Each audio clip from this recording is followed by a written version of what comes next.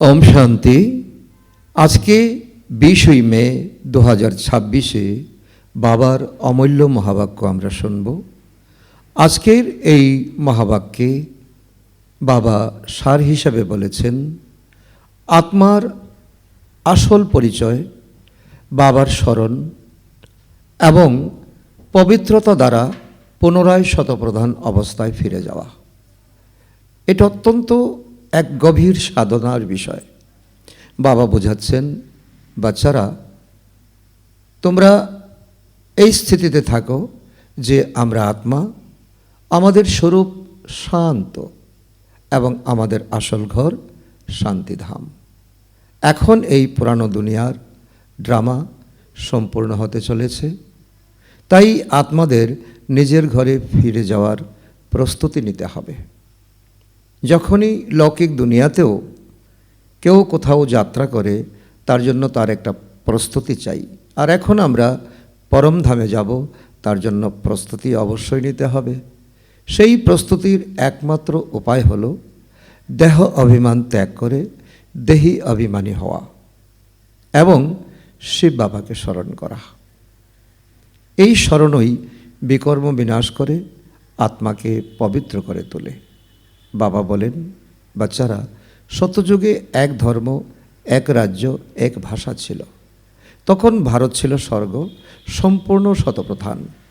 কিন্তু পুনর্জন্মের চক্রে আত্মা তমপ্রধান হয়ে এখন নরকবাসী অবস্থায় এসেছে। এই পরিবর্তনের জ্ঞান কোনো শাস্ত্রে নেই, কেবল শিব বাবা এসে সৃষ্টির আদি মধ্য অন্তের জ্ঞান দেন। এই জ্ঞানকে আদর্শ জ্ঞান বলা হয়, এই জ্ঞানকে সদর্শন চক্র বলা হয়। সদর্শন চক্রধারী মানে যে আত্মা সৃষ্টির চক্রকে জানে এবং নিজেকে আত্মারূপে উপলব্ধি করে।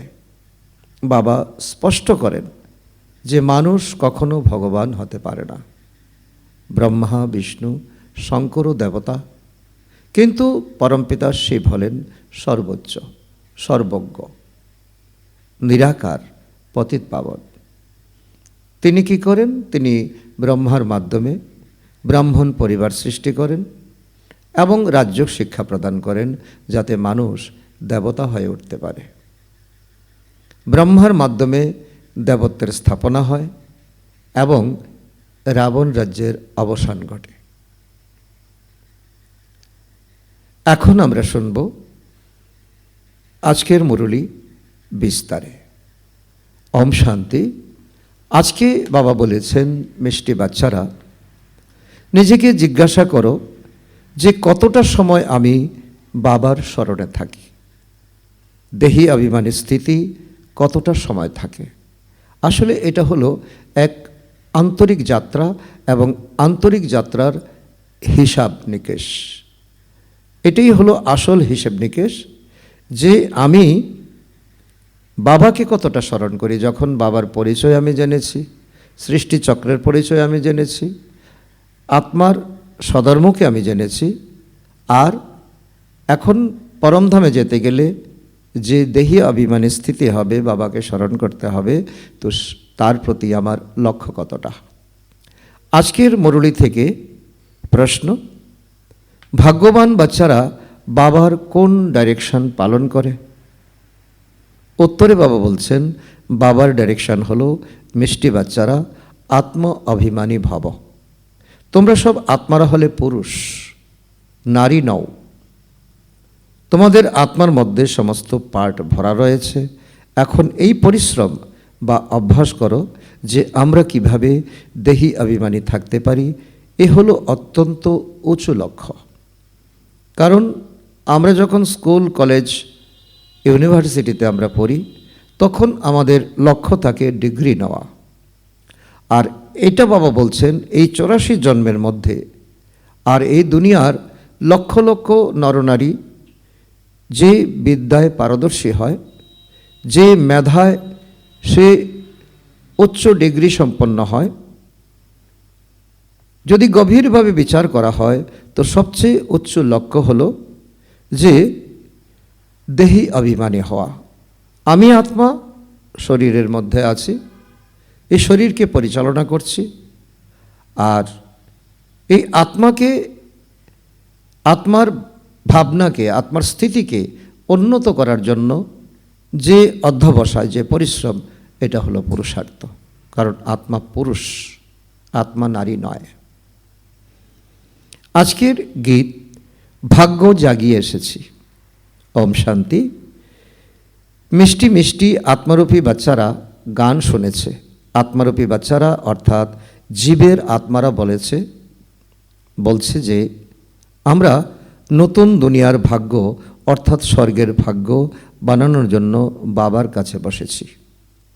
বাবার কাছে বসেছি কারণ আমরা দেখতে পাচ্ছি বা আমরা অনুভব করছি আমরা নতুন দুনিয়ায় যাব, আমরা উচ্চ, আমরা পদ আমরা প্রাপ্ত করব। বাচ্চাদের এখন রুহানি অভিমানী বা আত্ম অভিমানী হতে হবে, এতেই অনেক পরিশ্রম। বাবা কখনো বলে আত্মা অভিমানী হও, কখনো বলে রুহানি অভিমানী হও। তোমরা নিজেকে আত্মা মনে করো আর এমন মনে করো যে আমি আত্মা 84 জন্ম গ্রহণ করেছি, আমি ভাগ্যবান আত্মা, ভাগ্য জাগিয়ে এসেছি। কখনো ব্যারিস্টার, কখনো অন্য কিছু হয়েছি। কারণ কখনো ব্যারিস্টার, কখনো খেলোয়াড়, কখনো অভিনেতা, অনেক কিছু হয়েছি। আত্মা হলো পুরুষ। সবাই ভাই নাকি বোন। আত্মা বলে এই আমার শরীর, সেই হিসাবে আত্মা পুরুষ আর এই শরীর নারী হয়ে গেল। তোমাদের সব বিষয়কে খুব ভালোভাবে বুঝতে হবে, কারণ সারা দুনিয়াকে তোমাদের বোঝাতে হবে। অনেক বড় দায়িত্ব বাবা আমাদেরকে দিচ্ছেন। বাবা আমাদের বিশাল এবং সূক্ষ্ম বুদ্ধির তৈরি করেন। বাবা বলেন তোমাদের মতো বুদ্ধিমান সারা দুনিয়াতে ঘুরে দেখো, একজনও খুঁজে পাবে না। তোমাদের বুদ্ধি এখন সোনার পাত্র তৈরি হচ্ছে। তোমরা এখন জানো যে আমি আত্মা 84 বার জন্মগ্রহণ করেছি। সংস্কার ভালো বা মন্দ তা আত্মার মধ্যেই থাকে। সেই সংস্কার অনুসারে শরীরও তেমন প্রাপ্ত হয়। সব কিছুই আত্মার উপর নির্ভর করে। এই অনেক পরিশ্রম। জন্মান্তর ধরে লৌকিক বাবাকে স্মরণ করেছ, এখন তোমাদের পারলৌকিক বাবাকে স্মরণ করতে হবে। এটাই হলো গীতার সার, আর এটাই হলো পরিশ্রম। কারণ চোখে যা দেখি এই তা সব কিছুকে নিচে ঠেলে দিয়ে একদম সামনে আনতে হবে পিতা পরমাত্মাকে, যাকে দেখা যায় না, ছোঁয়া যায় না। সেই অব্যক্ত, সেই নিরাকার বাবাকে স্মরণ করতে হবে। প্রতি মুহূর্তে নিজেকে আত্মা মনে করতে হবে। আমি আত্মা, এই শরীর ধারণ করি। এখন আমাদের অর্থাৎ আত্মাদের বাবা পরাণ। এ হলো আধ্যাত্মিক জ্ঞান, যা আধ্যাত্মিক পিতা আমাদের প্রদান করেন। প্রথম মুখ্য কথা হলো আত্মাদের দেহি অভিমানী হয়ে থাকতে হবে। এই যে দুনিয়াতে কত সৎসঙ্গ আছে, সন্ন্যাসীদের কত রকম শিক্ষা, কিন্তু দেহি অভিমানী থাকার শিক্ষা একমাত্র আত্মার পিতাই দিতে পারেন। দেহি অভিমানী হয়ে থাকা এই লক্ষ্য হলো অত্যন্ত উঁচু। দুনিয়ার যত ডিগ্রি আছে, ইঞ্জিনিয়ার, ব্যারিস্টার, কত রকম ডিগ্রি আছে, কিন্তু ডাক্তার, কত ডিগ্রি আছে, সবচেয়ে উঁচু লক্ষ্য হলো যে আত্ম অভিমানী হওয়া। জ্ঞান উচ্চ নয়, জ্ঞানে কোনো পরিশ্রম নেই, সৃষ্টিচক্রকে জানা। এ হলো হিস্ট্রি, জিওগ্রাফি। তার থেকে অনেক কঠিন পড়াশোনা আমরা করে এসেছি। সুতরাং জ্ঞানকে বোঝা কোনো কঠিন নয়, জ্ঞানকে নিশ্চয় করা। আর এই জ্ঞানের আধারে আত্মাকে ঊর্ধ্বগামী করে তোলা, এটাতেই আছে পরিশ্রম। উচ্চ থেকে উচ্চ হলেন বাবা, তারপর সূক্ষ্মবতনে আছে 3 দেবতা, ব্রহ্মা, বিষ্ণু, শঙ্কর। তো এই পৃথিবীর হিস্ট্রি, জিওগ্রাফি তো মনুষ্য সৃষ্টিতেই হয়। মানুষ আসে পরমধাম থেকে, এখানে অভিনয় করে, তো একদিন আসে, একদিন চলে যায়। মূল বতন, সূক্ষ্মবতনে কোনো হিস্ট্রি, জিওগ্রাফি নেই। সে হলো শান্তিধাম, শতযুগ হলো সুখধাম, আর কলিযুগ হলো দুঃখধাম। তার বিষয়বস্তুটাকে অনুভব করতে হবে। তবেই বাবা বলছে যে আমাদের আত্ম অভিমানী হওয়া সহজ। এখানে রাবণ রাজ্যতে কেউ শান্তি কখনো পেতে পারে না। বাচ্চারা, এখন তোমরা এই জ্ঞান পেয়েছ যে আমরা আত্মারা শান্তিধামেরই অধিবাসী। এখানে যা কিছু আছে, 84 জন্মে 84 শরীর পেয়েছি, 84 মা বাপ পেয়েছি, এই মা বাবার সম্পত্তি পেয়েছি, আমার আমার আমার আমার বলেছি, আর বাবা বলে আসলে তো এটা তোমার ক্ষণস্থায়ী জীবন, আসল ঘর হলো তোমার শান্তিধাম। তো এই অর্গানস হলো কর্ম করার জন্য। চোখ দিয়ে দেখি, কান দিয়ে শুনি, হাত দিয়ে কর্ম করি। যে কর্ম করুক বা না করুক, আমরা হলাম আত্মা, আমাদের স্বধর্ম হলো শান্ত স্বরূপ। আমরা তো কর্মযোগী, তাই কর্ম করতে করতে আমাদের বাবাকে স্মরণ করতে হবে। কর্ম অবশ্যই করতে হবে, কর্ম সন্ন্যাসী কখনোই হতে পারবে না। অনেক বড় উচ্চ পরামর্শ বাবা দিচ্ছেন। এই সন্ন্যাসীদের পার্ট, ঘরবাড়ি ছেড়ে চলে যায়, নিজের খাবার তৈরি করে না, গৃহস্থীদের থেকে ভিক্ষা করে, সে তো সেই গৃহস্থীর কাছেই খায়, তাই না? ঘরবাড়ি ছেড়ে দেয়, কিন্তু কর্ম তো তবু করে। কারণ হাত তুলে জল পান করা এটাও তো কর্ম, মুখে অন্ন তুলে দেওয়া এটাও তো কর্ম। কর্মসন্ন্যাস তো কখনো হতে পারে না। কর্মসন্ন্যাস তখন হয় যখন আত্মা শান্তিধামে থাকে, সেখানে বডিলেস আমাদের অনুভব, কোনো শরীরও থাকবে না, কোনো অনুভূতিও থাকবে না। ওখানে কর্মেন্দ্রিয় নেই, তাহলে কর্ম কিভাবে করবে? একই কর্মক্ষেত্র বলা হয় এই দুনিয়াতে। আমরা এই ওপরে আকাশ, নিচে মাটি, যেখানে আমরা অভিনয় করছি, কর্মক্ষেত্রে সবাইকে আসতে হয়। এ হলো শান্তিধাম, ও হলো শান্তিধাম আর মূলবতন। এমন নয় যে ব্রহ্মতে আত্মা লীন হতে হবে। অনেক সন্ন্যাসীরা পরামর্শ দেয় যে আত্মা পরমাত্মাতে লীন হয়ে যাবে, ব্রহ্মতে লীন হয়ে যাবে। সে কখনো হতে পারে না। আত্মারা শান্তিধামে থাকে, তারপর এখানে কর্মক্ষেত্রে অ্যাক্ট করতে আসে। আবার যেই হোক, দেবাত্মা হোক, ধর্ম আত্মা হোক, মহাত্মা, পুণ্যাত্মা, যে কোনো আত্মা, এ হলো সম্পূর্ণ কথা, বোঝার মতো কথা। সংক্ষেপে তো বলা হয় নিজেকে আত্মা নিশ্চিত করো আর বাবাকে স্মরণ করো, তাহলে কি হবে? বিকর্ম বিনাশ হবে। একই ভারতের প্রাচীন রাজযোগ বলা হয়। বাস্তবে একে যোগ নয়, স্মরণ বলা উচিত। বাবা বলে কি রাজযোগ আসলে সবথেকে শ্রেষ্ঠ কথা হলো স্মরণ, বাবাকে স্মরণ, নতুন দুনিয়াকে স্মরণ, পরমধামকে স্মরণ। এতেই কিন্তু পরিশ্রম। যাকে দেখি না তাকে স্মরণ করতে হবে, এটাই হলো পরিশ্রম। যোগী খুবই কম হয়। যোগের শিক্ষা প্রথমে চাই, তারপর জ্ঞান। প্রথমেই হলো বাবাকে স্মরণ। বাবা বলেন যে তোমরা দেহি অভিমানী হও। এ হলো আধ্যাত্মিক স্মরণের যাত্রা। ঘরে বসে, কোনো খরচা নেই, কোনো শারীরিক অ্যাক্টিভিটি নেই, জ্ঞানের যাত্রা নয়। এতে অনেক পরিশ্রম করতে হবে নিজেকে দেহি অভিমানী অবস্থায় স্থিত করে। তো এই দেহের ভানকে ভুলে চতুর্দিকে যা আছে তার থেকে নিজের মন এবং বুদ্ধিকে সরিয়ে অন্য জগতে চলে যাওয়া। কেউ কেউ তো নিজেদের বিকে বলে পরিচয় দেয়, কিন্তু বাবার স্মরণ করে না। বাচ্চারা, বাবা এসে ব্রহ্মার দ্বারা তোমাদের দেহি অভিমানী করেন। ইনি দেহবোধে ছিলেন, এখন দেহি অভিমানী হওয়ার পুরুষার্থ চলছে। তো বাবা এই পুরুষার্থ করে অব্যক্ত ব্রহ্মা হয়েছেন। আর সেজন্য সে বাবা বলছেন, কদমে কদম রেখে তোমরাও অব্যক্ত ব্রহ্মার মতো হও। ব্রহ্মা কোনো ভগবান নয়। এখানে তো সব মানুষ মাত্রই পতিত। শ্রেষ্ঠাচারী একজনও, পবিত্র শ্রেষ্ঠাচারী একজনও নেই। আত্মাদের বলা হয় পুণ্য আত্মা, পাপ আত্মা। মানুষও বলে থাকে আমার আত্মাকে বিরক্ত করো না, কিন্তু তারা বুঝতেই পারে না যে আমি কে। জিজ্ঞাসা করা হয়, হে জীবের আত্মা, তোমরা কি কাজ করো? তখন বলবে আমি আত্মা, এই শরীরের দ্বারা অমুক কাজ করি।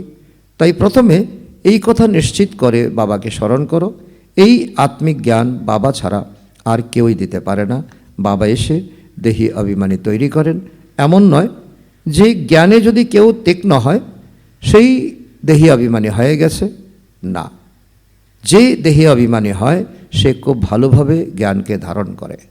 কারণ অনেকে উল্টো কথা বলে, জ্ঞানে সে খুব পারদর্শী, ভাষণ করতে পারে। ভাষণ করা আর অনুভবী হওয়া এক কথা নয়। যে ভালো অনুভবী হবে সে অবশ্যই ভালো ভাষণ করতে পারবে। বাকি তো অনেকেই আছেন যারা জ্ঞানকে ভালোভাবে বুঝতে পারে, কিন্তু সে বাবাকে স্মরণ করতে ভুলে যায়। প্রতি মুহূর্তে বাবা বলছেন, প্রতি মুহূর্তে নিজেকে আত্মা মনে করে বাবাকে স্মরণ করতে হবে। এতে জিনের মতো হতে হবে। জিনের কাহিনী তো আছে না, বাবাও এই কাজ প্রদান করেন।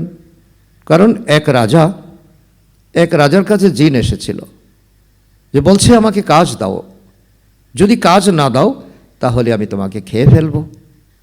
তখন রাজা এই কাজ দিচ্ছেন, মুহূর্তের মধ্যে সেরে আসছে, ওই কাজ দিচ্ছেন, মুহূর্তের মধ্যে সেরে আসছে। তারপর রাজা বুদ্ধিমান ছিলেন, রাজা বললেন যে তুমি এই সিঁড়ির উপরে ওঠো, আবার নিচে নামো, আবার উপরে ওঠো, আবার নিচে নামো। তো সেরকম বাবাও বলেন আমাকে স্মরণ করো, না হলে মায়া তোমাদের খেয়ে ফেলবে। মায়া হলো জিন। বাবাকে যত স্মরণ করবে ততই বিকর্ম বিনাশ হবে, আর তোমাদের খুব আকর্ষণ হবে। মায়া তোমাদের উল্টো বুঝিয়ে অনেক ঝড় আনবে। বুদ্ধিতে যেন এই কথা স্মরণে থাকে যে আমি আত্মা, বাবার সন্তান, ব্যাস এই খুশিতে থাকতে হবে। দেহবোধে এলে মায়া থাপ্পড় মারে, হাতমতাইয়ের খেলাও দেখায়, মুখে চষিকাঠি ঢুকলেই হারিয়ে যায়। তোমাদেরও মায়া বিরক্ত করবে না যদি তোমরা বাবার স্মরণে থাকো, তবেই। এতেই যুদ্ধ চলতে থাকে। তোমরা স্মরণের পুরুষার্থ করতে থাকো, কিন্তু মায়া এমন নাক পাকড়ে ধরে যে স্মরণ করতেই দেয় না, অন্যদিকে তাকে আবদ্ধ করে রাখে। তোমরা বিরক্ত হয়ে ঘুমিয়ে পড়বে, এত মায়ার সাথে যুদ্ধ চলবে। বাকি এই ওয়ার্ল্ডের হিস্ট্রি জিওগ্রাফি তো হলো মোস্ট সিম্পল। যে কেউ 7 দিনে এই জ্ঞানকে রপ্ত করতে পারে। তোমাদের প্রতি মুহূর্তে বলা হয় যে সবসময় মনে করো যে এখন আমাদের 84 জন্ম সম্পূর্ণ হয়েছে, এখন আমরা বাবার সঙ্গে মিলিত হতে যাচ্ছি। এই স্মরণ রাখাই কিন্তু কঠিন, কারণ দুনিয়াতে এত মায়ার পাম্প, এত আকর্ষণ বিকর্ষণ, তার মধ্য থেকে নিজেকে একেবারে কামনাহীন রাখা অত্যন্ত কঠিন বিষয়। বাবা আমাদেরকে খুব ভালোভাবে বোঝান, বাকি কাউকে বোঝানো কোনো কঠিন কিছু নয়। কারণ তুমি নিজে বুঝলে তবে তো অন্যকে বোঝাতে পারবে। এমন তো নয় যে আমরা খুব ভালো বোঝাই, তা নয়। প্রথম কথাই হলো স্মরণের কথা। স্মরণে আমি কতটুকু পাক্কা। প্রদর্শনীতে অনেকেই আসে, প্রথম এই পাঠ শেখাতে হবে যে নিজেকে আত্মা নিশ্চয় করে বাবাকে স্মরণ করো, তাহলে তমপ্রধান থেকে শতপ্রধান হয়ে যাবে। এই শিক্ষাই প্রথম দিতে হবে।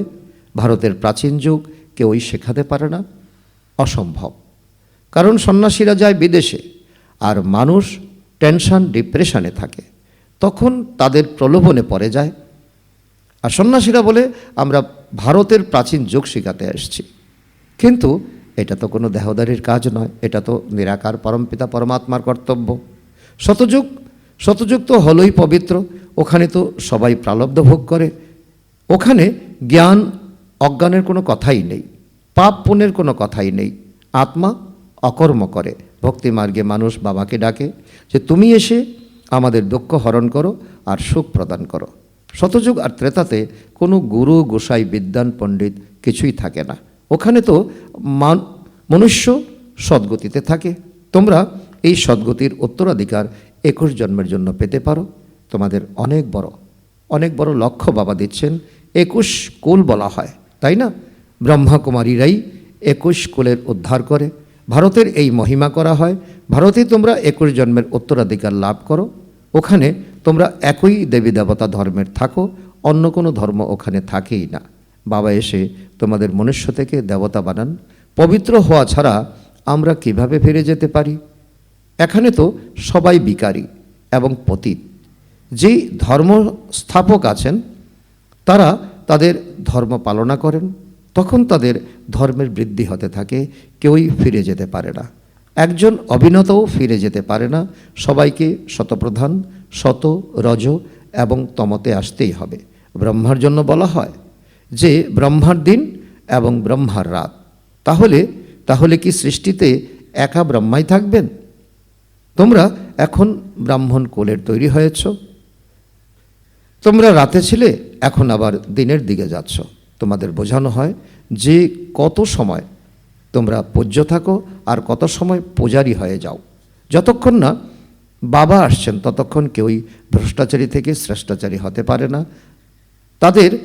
তাদের ভ্রষ্টাচারী বলা হয় যাদের জন্ম বিকারের দ্বারা হয়। তাই এই দুনিয়াকে নরক বলা হয়। একজন আত্মাও নেই যে বিকারহীনভাবে এই দুনিয়াতে জন্মগ্রহণ করে। স্বর্গ আর নরক দুটোতেই যদি দক্ষ থাকে তাহলে তো তাকে স্বর্গ বলাই যাবে না। স্বর্গ দুনিয়াতে কি হয়? বিকারহীন, যোগবলের দ্বারা জন্ম, আর এখানে ভোগবলের দ্বারা জন্ম। যতক্ষণ সম্পূর্ণ জ্ঞান না হবে ততক্ষণ উল্টো পাল্টা প্রশ্ন করবে। তোমাদের বোঝাতে হবে, পরিশ্রম করতে হবে যে ভারত খুব উচ্চ ছিল। ঈশ্বরের মহিমা যেমন অপরাম অপার হয়, তেমনি ভারতের মহিমাও অপরাম অপার হয়। ভারত কি ছিল আর একে এমন কে বানালো? বাবা, যার মহিমা গাওয়া হয়। বাবা এসেই বাচ্চাদের বিশ্বের মালিক বানান। তিনি মনুষ্য মাত্রকে দুর্গতি থেকে সদ্গতি নিয়ে যান। তিনি শান্তিধামে নিয়ে যান, যার জন্য মানুষ পুরুষার্থ করে। একে অটল সুখ, অটল শান্তি, অটল পবিত্রতা বলা হয়। স্বর্গ দুনিয়াতে অপবিত্রতার কোনো বিষয়বস্তু থাকে না। ওখানে তোমরা সুখে থাকো, আবার শান্তিতেও থাকো, আর বাকি আত্মারা শান্তিতে থাকে। তোমরা সবথেকে বেশি জন্মগ্রহণ করো। বাকি যারা অল্প অল্প জন্মগ্রহণ করে তারা শান্তিধামে অটল শান্তিতে থাকে। তারা মশার মতো আসে, এক আধ জন্ম অ্যাক্ট করে, আর কি হলো? তাদের কোনো সুখ দুঃখের কোনো অনুভবই নেই, তাদের কোনো মূল্যই নেই। মশার কি আর দাম আছে? রাতে জন্মায়, আবার রাতেই মারা যায়। এই সময় বেশিরভাগই শান্তি চায়, কেননা এই সময়ের গুরুরা শান্তিতে অর্থাৎ ধামে যাবে, কারণ তাদের কাছে শতযুগে যাওয়ার জন্য পুরুষার্থ করার কোনো রকম দম নেই। তাই শান্তিধামে বসে থাকবে। কিন্তু এই সময় আমরা গুরুদেরকে কত মূল্য দিচ্ছি, কিন্তু তারা নিজেরাই জীবন মুক্তিতে যেতে পারে না, অন্যদেরকে কিভাবে নিয়ে যাবে? তোমরা এখন এসেছো স্বর্গবাসী হওয়ার জন্য। স্বর্গবাসীদের শান্তিধামভাসী বলা হবে না, শান্তিধামভাসী নিরাকার দুনিয়াকে বলা হয়। মুক্তি অক্ষর গুরুর কাছ থেকে শেখে। মাতারা ব্রত নিয়ম রাখে বৈকুণ্ঠপুরীতে যাওয়ার জন্য। কেউ যদি মারা যায় তখন বলে স্বর্গবাসী হয়েছেন, কেউ হয় না। কিন্তু ভারতবাসী স্বর্গকে মানে, তারা মনে করে ভারত স্বর্গ ছিল। শিব বাবা ভারতে এসেই স্বর্গের রচনা করেন, তাই তিনি অবশ্যই এখানে এসেই রচনা করেন। তিনি কর্তব্য করেছেন, এখানে এসেই কর্তব্য করেছেন। স্বর্গে তো তিনি আর আসবেন না।